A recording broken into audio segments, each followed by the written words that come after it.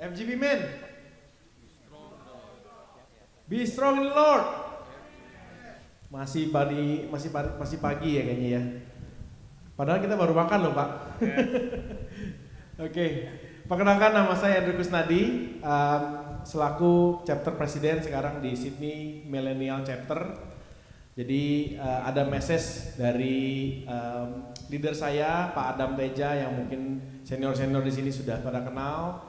Beliau ada message tadi pagi mendoakan juga kami berdua selaku bawahan beliau gitu ya. Dia juga sampaikan salam untuk Pak Gunawan, untuk Pak Ardian katanya, untuk semua leader-leader di sini katanya. Terima kasih atas waktu dan kesempatan saya bisa diberi kesempatan untuk memberi kesaksian ya pada pagi hari ini. Mungkin singkat aja karena saya yakin banget Pak David ini materinya luar biasa Pak. Jadi kita harus menyimak dengan ya lebih banyak lagi ya waktu untuk Pak David gitu ya. Kesaksian saya sebenarnya singkat aja. Sebelum pandemi ini luar biasa Tuhan bekerja itu melalui istri saya. Ya, tadi sempat Pak Bambang ini kenal saya sudah lumayan lama ya Pak Bambang ya. Itu beliau juga mengenal istri saya dan lihat juga gitu anak-anak saya gitu. Yang kedua itu lahir anak saya yang kedua itu tahun 2019, Pak. Nah, pada saat kelahirannya itu ini yang saya mau saksikan ya, bagaimana kebesaran Tuhan itu sangat luar biasa. Istri saya tuh lahir cepat sekali, Pak, karena sesar.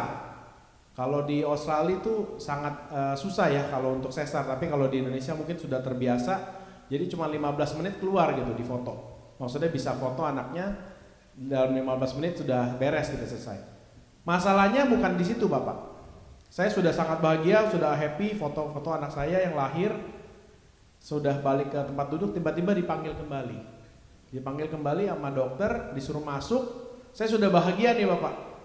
Waktu itu saya sebelum lahiran itu sempat konsultasi sama dokter, semua normal dan aman-aman aja. Dan ternyata Tuhan berbicara lain gitu loh. Ya. Saya disuruh masuk, disuruh ganti pakai baju yang steril, pakai masker dan lain-lain. Tiba-tiba saya melihat istri saya dibalikan, Bapak. Ya, dimiringkan, jadi kepala di bawah, kaki di atas. Saya melihat itu kenapa nih kok ada yang aneh gitu ya. Langsung dokternya ngambil form, saya harus cepat-cepat tindakan dia bilang. Operasi kenapa dok? Dia bilang HB istri kamu tinggal 4, which is rendah sekali itu ya. Dan dia kehilangan banyak darah. Ternyata pada saat dia diangkat rahimnya, itu plasentanya nempel dan menyebabkan pembuluh darahnya pecah. Ya, jadi dia kehilangan darah 7 kantong, Bapak. 7 kantong darah dan pada saat itu kan rumah sakit ibu dan anak, bukan rumah sakit yang mempunyai ruang ICU dan macam-macam. Jadi mereka harus kelabakan cari darah secepat mungkin. Semua staf yang di situ untungnya membantu dan puji Tuhan. Ini saya yakin banget ini karya Tuhan. Tiba-tiba ada dokter internis yang kenalan dokter anak kita ditelepon dan dia bisa datang itu hadir, Dokter Ong namanya. Dia sangat terkenal di Siloam waktu itu dan dia harus meninggalkan pasien-pasiennya demi untuk menyelamatkan istri saya gitu. Jadi ini benar-benar kasih karunia Tuhan. Selama operasi itu itu benar-benar kayak dunia tuh runtuh gitu. Baru dikasih seneng ya. Ini saya ada teman di sini Arif yang baru melahirkan anak 3 bulan yang lalu. Istrinya maksudnya bukan Arif. Kalau Arif melahirkan anak pusing Pak. Ya, makanya harus appreciate ya istri yang sudah melahirkan anak, yang kita udah punya anak pasti ngerti. Itu sangat luar biasa pengorbanan mereka gitu. Jadi singkat cerita dokter harus kasih saya form dan saya harus isi. Jadi kalau ada tindakan apapun mereka basically udah kasih tahu gitu, udah tanggung jawab dia sudah sampai di situ gitu isinya. Ya kita cuma bisa berdoa dan meminta mukjizat dari Tuhan. Selang berjalannya waktu, operasi berjalan sampai 7 jam loh Bapak. Ya, bayangkan yang harusnya cuma 15 menit keluar, ini 7 jam.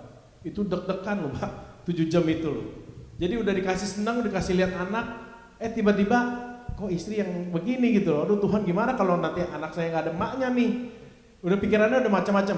Itu iblis jahat sekali ya. Jadi benar-benar apa yang kita lalui itu benar-benar dari di bawah naik langsung kayak ditimpa tangga, langsung ditaruh diinjek-injek lagi gitu loh ya. Jadi itu yang saya feeling waktu itu yang saya rasakan. 7 jam itu kayaknya lama ini gitu ya. Sampai akhirnya dokter keluar dan operasinya sudah berjalan dan harus dipindahkan ke ICU istri saya. Dan mukjizatnya di ICU itu cuman total 8 jam saja ya, dan dipindahkan ke rawat jalan langsung bisa keluar. Jadi cuman 1 malam aja di ICU. Ya, puji kasih karunia Tuhan gitu. Dan belum sampai di situ gitu loh. Ada lagi cobaan yang kedua adalah anak saya, Bapak. Anak saya yang baru lahir ini ternyata pas dilihat belakangnya tulang ekornya tuh nggak nempel. Namanya spina bifida.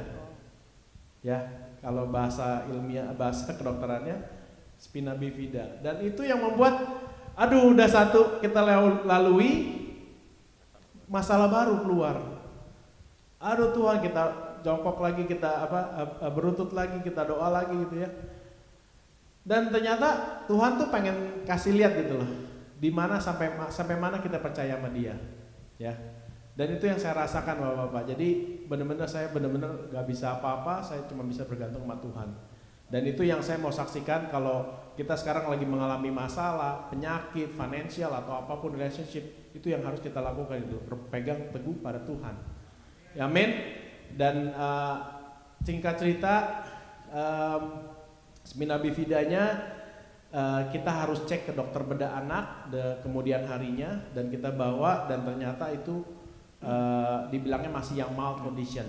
Mild condition adalah seperti kayak kita punya luka ya, kalau kita nggak obatin, nggak dikasih obat merah kan dia lama-lama, maksudnya belum kering ya. Nah itu seperti itu gitu jadinya di tulang belakang. Jadi sampai sekarang dia masih ada tandanya, dan itu yang menjadi peringatan juga lah buat kita gitu ya, untuk menjaga gitu loh keluarga kita, anak-anak kita ya kan, istri ya yang terutama ya, apalagi bapak-bapak nih banyak sekali yang di luar sana gitu. Kayak saya terus terang pekerjaannya di sales, di properti, banyak sekali ketemu orang, ketemu emak-emak, cinci, tante-tante ya, kita ngerti lah ya.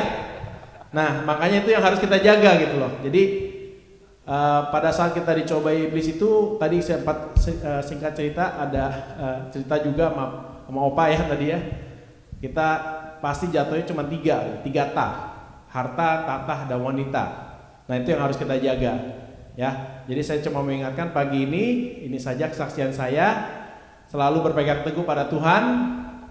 Kita percaya semua di sini FGB Men yang luar biasa ya, dan hidupnya akan memberkati banyak orang di luar sana.